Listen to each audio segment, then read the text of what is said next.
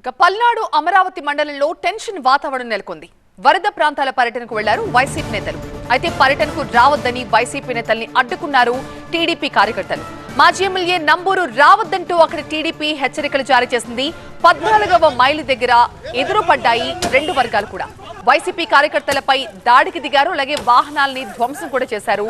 ఇరు వర్గాల్ని చెదరగొట్టే క్రమంలో పోలీసులు కూడా వాళ్లపై లాఠీలతో దాడి చేయాల్సి వచ్చింది. ఉద్రిక్తతల నేపథ్యంలో గుంటూరు నుంచి వెళ్లిపోయారు నంబూరు.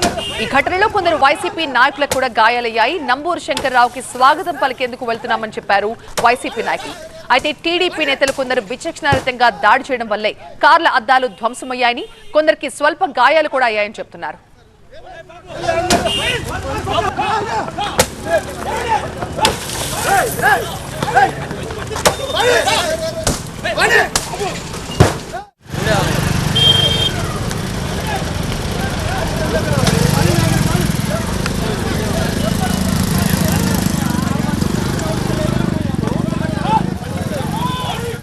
ఘటనలో కొందరు వైసీపీ నాయకులకు గాయాలయ్యాయి. నంబూరు శంకర్రావుకి తమంతా స్వాగతం పలికేందుకు వెళ్తున్నట్లుగా చెప్పారు వైసీపీ నాయకులు. టీడీపీ నేతలు విచక్షణారహితంగా దాడి చేయడం వల్లే తమ కార్ల అద్దాలు ధ్వంసమయ్యాయని, కొందరికి దెబ్బలు కూడా తగిలాయని చెప్తున్నారు.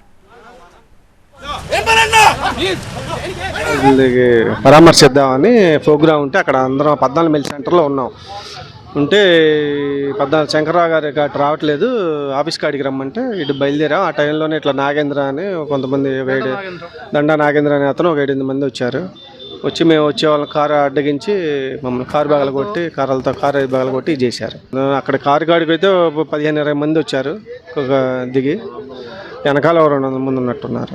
భయభ్రాంతులు గురి చేయాలి, పార్టీ పరంగా ఎవరు నిలబడకూడదు అనేది వాళ్ళ ఉద్దేశం. అది